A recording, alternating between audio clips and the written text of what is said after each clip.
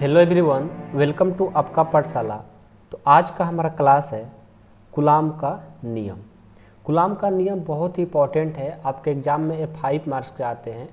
और आज हम इस वीडियो में आप लोगों को इतना अच्छे से बता देंगे, यदि आप इस वीडियो को अंत तक देख करके और अच्छे से पढ़ लेते एक बार पढ़ लेंगे तो मैं 100% कहता हूँ आपको आज से कूलॉम के नियम कहीं दूसरे जगह आपको पढ़ने की जरूरत नहीं पड़ेगा।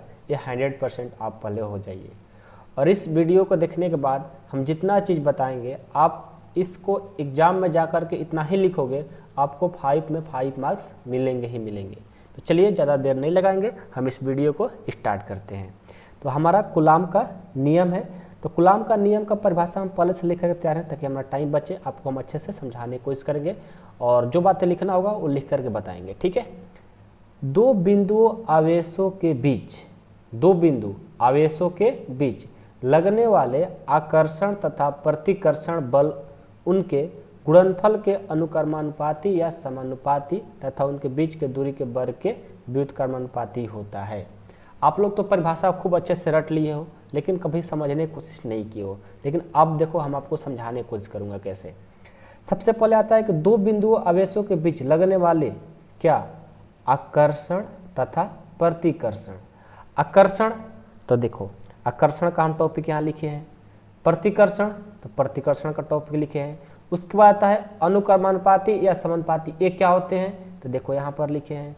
उसके बाद आता है व्युत्क्रमानुपाती, ये क्या होता है, ये मतलब कि आकर्षण, प्रतिकर्षण और अनुक्रमानुपाती या समानुपाती या व्युत्क्रमानुपाती, ये 4 चीज़ आप अच्छे से समझ लेते हैं तो फिर आप पूरी जिंदगी में कूलॉम का नियम नहीं भूलेंगे।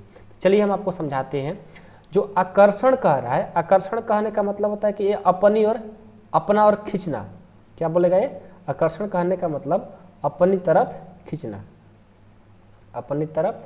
खींचना, ठीक है। और प्रतिकर्षण मतलब दूर, मतलब ये मतलब वो मान लो कि कोई वस्तु है एक जगह पर रखा हुआ है, उसको अलग कर देगा, मतलब दूर हटना, ठीक है। ये दूर भगाएगा, दूर हटना, ठीक है। अब आता है समानुपाती। देखो यहाँ पर समानुपाती या अनुक्रमानुपाती दोनों एक ही चीज होता है। कहीं कहीं किसी बुक में अनुक्रमानुपाती लिखा रहता है, कहीं कहीं समानुपाती लिखा रहता है, ठीक है। तो इसका जो मतलब होता है ये होता है, हम सिर्फ समानुपाती लिखे हैं, इसको नहीं लिखे हैं, सिर्फ हम एक ही पर काम करेंगे, ठीक है। लेकिन दोनों एक ही चीज़ होता है। समानुपाती का मतलब होता है, जैसे इसका मतलब समझाते हैं आपको कि कोई रेखा है, कोई लाइन है, ये मान लो कि इतना, ये 2 मीटर और ये है आपका मान लीजिए 3 मीटर का, ठीक है। जब हम इस लाइन को हम और आगे बढ़ाएंगे इधर, ठीक है, मान लो कि 1 सेंटीमीटर, तो ये भी लाइन कितना बढ़ेगा, 1 सेंटीमीटर बढ़ेगा। मतलब कि ये जितना बढ़ेगा उतना ही ये बढ़ेगा। अब ऐसा नहीं कि बराबर कर दोगे, मतलब ये 2 था, 1 बढ़ा, तो ये 3 था, ये कितना हो जाएगा, ये 4 हो जाएगा। मतलब बराबर बढ़ता है, ठीक है। ये बढ़ेगा तो ये भी बढ़ेगा, ओके। उसके बाद आता है व्युत्क्रमानुपाती। ये व्युत्क्रमानुपाती क्या होता है, देखिए व्युत्क्रमानुपाती का मतलब होता है उल्टा। मतलब कि मान लो कि 1/2 है तो ये हो जाएगा 2/1, मान लो कि 4 है तो ये हो जाएगा 1/4, मतलब उल्टा हो जाएगा। तो कूलॉम का नियम में कहता है कि दो बिंदु आवेशों के बीच लगने वाले आकर्षण और प्रतिकर्षण दोनों का क्या बल के उनके गुणनफल के अनुक्रमानुपाती तथा समानुपाती तथा उनके बीच के दूरी के वर्ग के व्युत्क्रमानुपाती होता है। ये तो हो गया हमारा मान लीजिए परिभाषा, लेकिन इसको तो सत्यापन ने प्रूफ करना है ना। चलिए अब इसको प्रूफ करके दिखाते हैं। अब इसका जो सत्यापन है, जो हमने पढ़ा क्या, कूलॉम के नियम, यही पढ़ा ना हमने। अब इसका सत्यापन देखिए, आपको एग्जाम में ये बात नहीं लिखना है, जो ये आकर्षण, प्रतिकर्षण, समानुपाती, व्युत्क्रमानुपाती लिखे हैं, ये सिर्फ आपको समझाने के लिए लिखे थे। एग्जाम में सिर्फ इतना लिखना है, इतना लिखने के बाद आपको सत्यापन करना है, तो बस सत्यापन पा जाइए, ठीक है। सत्यापन में क्या होता है कि यदि 2 बिंदुओं का आवेश Q1 तथा Q2 हो तथा उनके बीच की दूरी R हो, तब लगने वाला बल आकर्षण तथा प्रतिकर्षण बल जो होता है F समानुपाती Q1 × Q2 होता है। अब ये जो साइन है इस तरह का, ये क्या होता है, इसका समानुपाती का साइन है, ठीक है। किसका साइन है, समानुपाती का।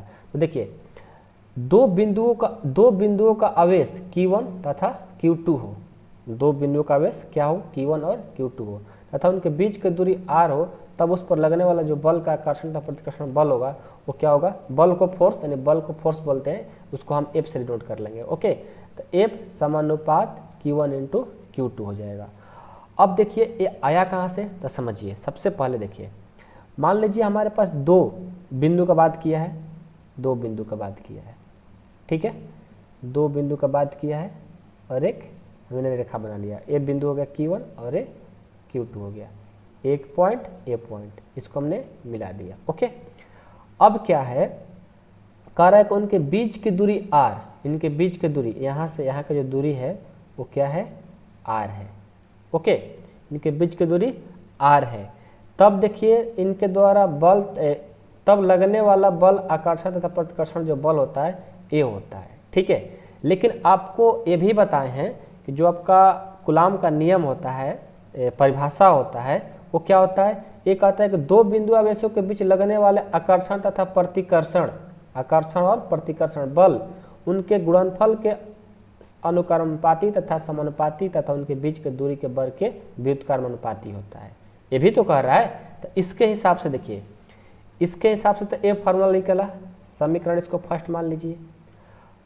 इसके हिसाब से जो सत्यापन लिखे इसके अनुसार से तो ए फार्मूला निकल कर आया, तो इसको मान लो समीकरण फर्स्ट, ठीक है। अब ये जो कहा है उसके अनुसार चलिए। अब इसी ग्राफ पर हम ये देखेंगे कूलाम के नियम। ये क्या कहता है, ये कहता है कि जो आकर्षण तथा प्रतिकर्षण बल है, जो फोर्स है, ठीक है, जो फोर्स है, ये क्या हो रहे हैं, उनके गुणनफल के, यानी F समानुपात क्या हो रहा है, अनुक्रमानुपाती तथा समानुपाती तथा उनके बीच के दूरी, बीच के दूरी क्या है, r, बीच के दूरी के वर्ग के व्युत्क्रमानुपाती। मान लो दूरी हमारा r है तो इसका व्युत्क्रमानुपाती क्या हो जाएगा, 1/r हो जाएगा। 1 उनके दूरी के व्युत्क्रमानुपाती होता है, लेकिन वर्ग का बात किया है तो मान लो हम वर्ग कर लेंगे, तो ये हो जाएगा 1/r², ठीक है। मान लो r² है, इनके मान लो कि बीच की दूरी जो r² है, तो हमने 1/r² कर लेंगे, क्योंकि यहाँ पर व्युत्क्रमानुपाती बोल रहा है। लेकिन r है तो r को लिखेंगे 1/r, लेकिन हमारा साथ में व्युत्क्रमानुपाती बोला है और वर्ग भी बोल दिया है, तो व्युत्क्रमानुपाती का क्या हम वर्ग कर लेंगे, तो F समानुपात 1/r² हो जाएगा। इसको मान लीजिए आप समीकरण सेकंड मान लीजिए। ओके, अब क्या करेंगे, देखिए अब मजेदार बात आएगी। अब हमारा जो सत्यापन करना होता है 5 मार्क्स लाने के लिए क्या करेंगे, वो सब बात समझिए अब ध्यान से। ये फर्स्ट हो गया, ये सेकंड हो गया, ये दोनों का LHS जो है ये क्या है, इक्वल है। हम क्या करेंगे ना, समीकरण फर्स्ट तथा सेकंड को गुना करा देंगे सेकंड से, दोनों तो इक्वल है, तो ये हो जाएगा F समानुपाती, सिर्फ एक लिख लेंगे, इन दोनों क्या कर दें गुना, तो क्या हो जाएगा Q1 इंटू Q2 और 1/r² हो जाएगा। ओके, अब यहाँ से देखिए, अब आपका इतना आ गया, यानी अब यहाँ से इस समानुपात को हटाएंगे, और जब हम समानुपात को हटाते हैं, यहाँ पर समझ लीजिए पहले ध्यान से, जब हम समानुपात यानी इसको हटाते हैं, पता है क्या होता है, यहाँ पर k लग जाता है। ओके, क्यों k लगता है, जो k है ये हमारा समानुपाती नियतांक है, समानुपाती क्या है, नियतांक है, और जो k का वैल्यू होता है उसका वैल्यू होता है 9.0 इंटू 10 के पावर 9। इसका विमीय सूत्र होता है newton metre square by coulomb square होता है, ठीक है। इसको हम अच्छे से आपको लिखवा देंगे, ठीक ना। बस आप इतना समझिए कि जो समानुपात जब हटाते हैं तो क्या लगता है, k क्या होता है भाई, समानुपाती नियतांक होता है। तो F और समानुपात हटाएंगे तो बराबर लग जाएगा ना, बराबर, और समानुपात के बदले क्या लिखेंगे, k, okay, into Q1 into Q2 by r² हो गया। ये आपका इतना आ गया, ठीक है। कूलाम का नियम का ये हमारा फाइनल रिजल्ट इतना आ गया प्रूव किए। तो इसको और आप आगे लिखना चाहते हो तो लिख सकते हो, ठीक ना। F बराबर जो k का वैल्यू है आपको भी पता है ना, 9.0 इंटू 10 के पावर 9 होता है, तो k के बदले 9.0 इंटू 10 के पावर 9 आप लिख सकते हो। Okay, into Q1 into Q2 by r²। समझ में आया, कोई दिक्कत नहीं हुआ। देखिए ये जो के का बात हो रहा था यहाँ पर समझ लीजिए, जो के होता है ना, ये कहाँ से आता है, जब हम समानुपाती को हटाते हैं तो के का वैल्यू जो होता है, जो के है, एक के एक समानुपाती नियतांक है, समानुपाती नियतांक है। समानुपाती क्या है, नियतांक है। इसको समानुपाती के बदले अनुक्रमानुपाती भी कह सकते हो, ठीक है, एक नियतांक है। अब इसमें क्या है, ध्यान दीजिएगा, जो के का वैल्यू होता है वो याद रखिएगा, हमेशा आपको पूछ लिया जाता है एक नंबर में, 9.0 इंटू 10 के पावर 9 होता है। और इसका विमीय सूत्र जो होता है न्यूटन मीटर स्क्वायर पर कूलम्ब, कूलम्ब हिंदी में लिख लो, कूलम्ब स्क्वायर होता है, ये फार्मूला होता है, इसका विमीय सूत्र होता है। तो आप हमेशा याद रखिए के का जो मान होता है इतना होता है। ओके, और बस इतना ही, आप इतना कर लो, फिर आपका फाइनल रिजल्ट हो गया। ओके, तो मैं उम्मीद करता हूँ कि आपको आज कूलाम का नियम समझ में आया होगा, ठीक ना। और इतना ही करना है, ज़्यादा कुछ बातें नहीं लिखना होता एग्जाम में, आप अच्छे से एक्सप्लेन कर दो इसको। पहले कूलाम का नियम आए तो उसका परिभाषा लिख दो, फिर उसके बाद ये सत्यापन करने के लिए करेगा, प्रूफ करने के लिए तो सत्यापन का लिख दो, फिर सूत्र, फिर इसको लगाते जाओ, और फिर आपका फाइनल यहाँ पर रिजल्ट आ जाएगा। और प्रूफ कर दो, आपको 5 में 5 मिलेंगे, ठीक है। ऐसा नहीं कि आपको कट जाएंगे, छोटा है नहीं, इतना ही प्रूफ करना होता है। और हो सकता है तो 3 नंबर का या 5 नंबर का आ सकता है, आपको फुल मार्क्स मिल जाएंगे। बस आप याद रखो, जहाँ भी दिक्कत है आप कमेंट बॉक्स में कमेंट में करना, ठीक ना, हम आपको जरूर रिप्लाई देंगे। और साथ में और फिजिक्स का कोई टॉपिक चाहिए आप कमेंट करो, उसका वीडियो बनाएंगे। ओके, चलिए आज के लिए इतना ही, धन्यवाद।